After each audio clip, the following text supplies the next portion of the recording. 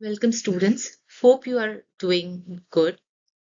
आज बात करेंगे inheritance of kappa particles in paramecium की, जो एक बड़ा इंपॉर्टेंट टॉपिक है फॉर बीएससी स्टूडेंट्स, क्योंकि उनके आज अब एग्जाम्स पास में आ रहे हैं और ये बड़े फ्रीक्वेंटली एक क्वेश्चन पूछा जाता है। साथ में एक क्वेश्चन नीट एस्पायरिंग स्टूडेंट्स के लिए भी इंपॉर्टेंट है टॉपिक। तो आइए देखते हैं inheritance of kappa particles in paramecium aurelia. Sonneborn ने पैरामीशियम में दो स्ट्रेन्स ऑब्जर्व किए थे। One was the killer strain जिसमें kappa particles present थे. The other one was the sensitive strain with no kappa particles. Now, what are these kappa particles? If you can see here in the diagram, you see in the cytoplasm the dark blue colored structures. These are kappa particles. ये क्या है? ये एक symbiotic bacteria है, Cidibacter teneospiralis.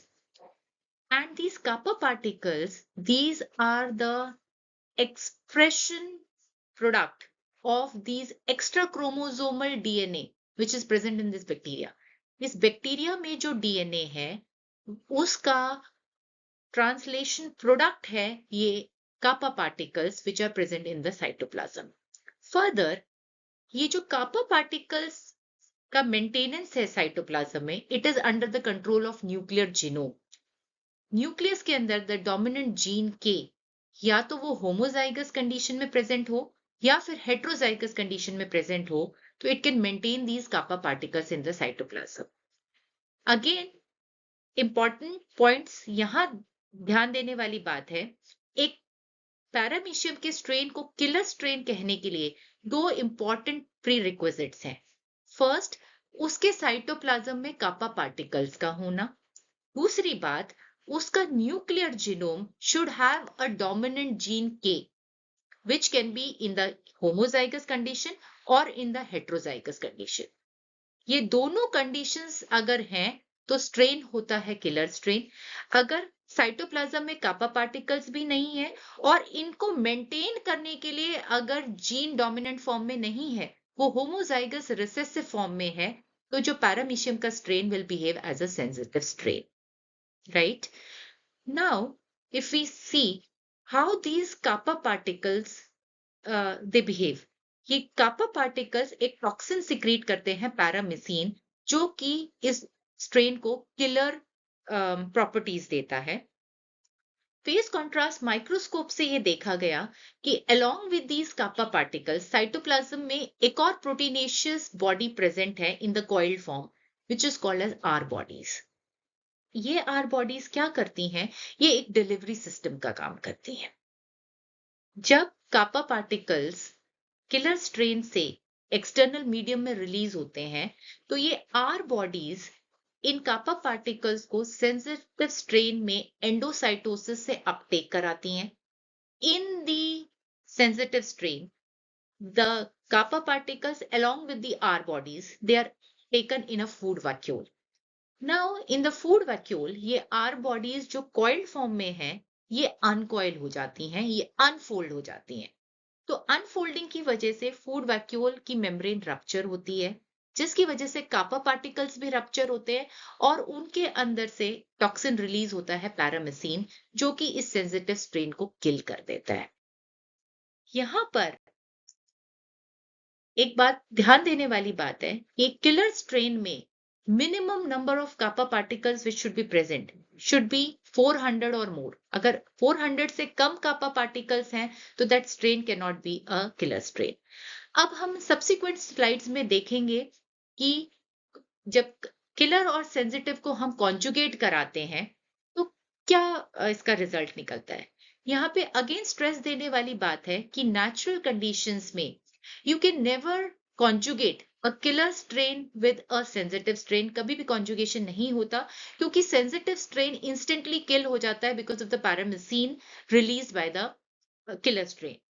However, lab conditions में under controlled conditions हम इनको conjugate करा सकते हैं and we can study the inheritance behavior। तो जब conjugation is less than 3 minutes, यहाँ पे टाइम ड्यूरेशन के ऊपर एम्फेसाइज करने वाली बात है।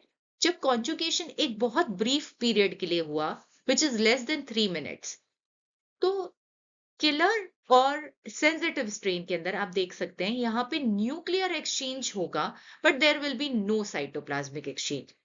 When the conjugation occurs for less than 3 minutes, there will be no cytoplasmic exchange.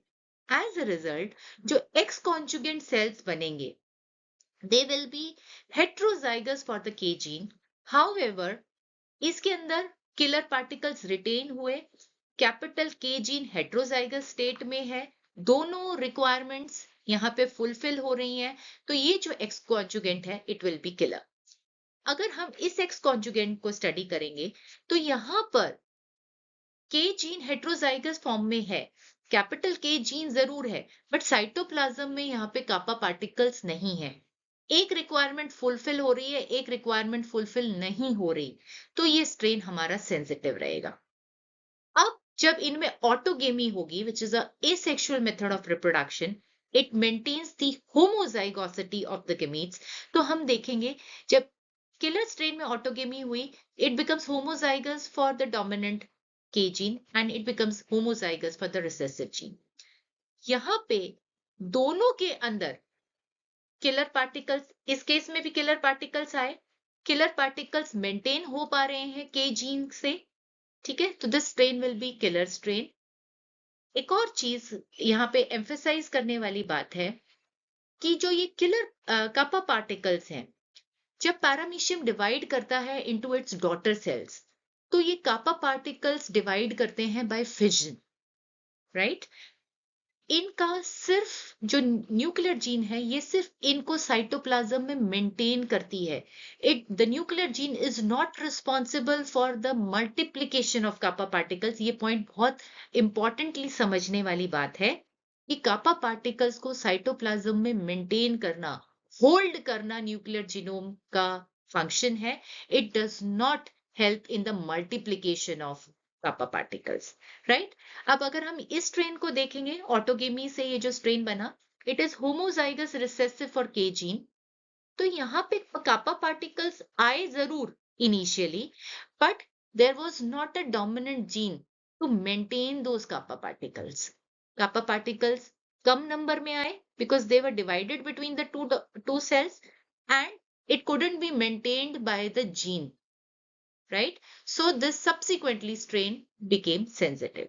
If we see this case of sensitive strain, homozygosity से genome यहाँ homozygous K हो गया, यहाँ पे भी homozygous small k हो गया, but since the cytoplasm had no kappa particles, both the strains remain sensitive, right? अब अगर हम conjugation killer और sensitive strain में study करें for a prolonged period, for duration more than 3 periods, तो हम देखेंगे न्यूक्लियर एक्सचेंज के साथ साथ there is cytoplasmic exchange also. As a result जो एक्स कॉन्जुगेंट सेल्स बनेंगे, they will be heterozygous for the K gene and their cytoplasm would also have the kappa particles. When each of these cells they enter into autogamy, right? तो यहाँ पर जो capital के homozygous form में है, वो इस कापा पार्टिकल्स को मेंटेन कर पाएगा, ये स्ट्रेन किलर हो जाएगा. क्योंकि यहाँ पे होमोजाइगस रिसेसिव फॉर्म में है, तो कापा पार्टिकल्स को होल्ड नहीं कर पाएगा और वो जो स्ट्रेन है वो सेंसिटिव हो जाएगा. तो अगर हम इसको कंक्लूड करें, कापा पार्टिकल्स पैरामीशियम में is a classical example for nucleocytoplasmic inheritance. Cytoplasmic inheritance इसलिए because these are controlled by extra chromosomal DNA which is present in the symbiotic bacteria. But their maintenance in the cytoplasm is under the control of nuclear gene K, right? Where the phenotype not only depends on the cytoplasm but also on the genetic material of the nucleus. वो strain जिसमें कापा particles present होंगे, वो strain killer strain होगा, क्योंकि वो toxin पैरामिसिन secrete कर सकता है. जिस स्ट्रेन के अंदर डोमिनेंट जीन के भी प्रेजेंट नहीं है, साइटोप्लाज्म में कापा पार्टिकल्स नहीं है, वो स्ट्रेन सेंसिटिव स्ट्रेन होगा.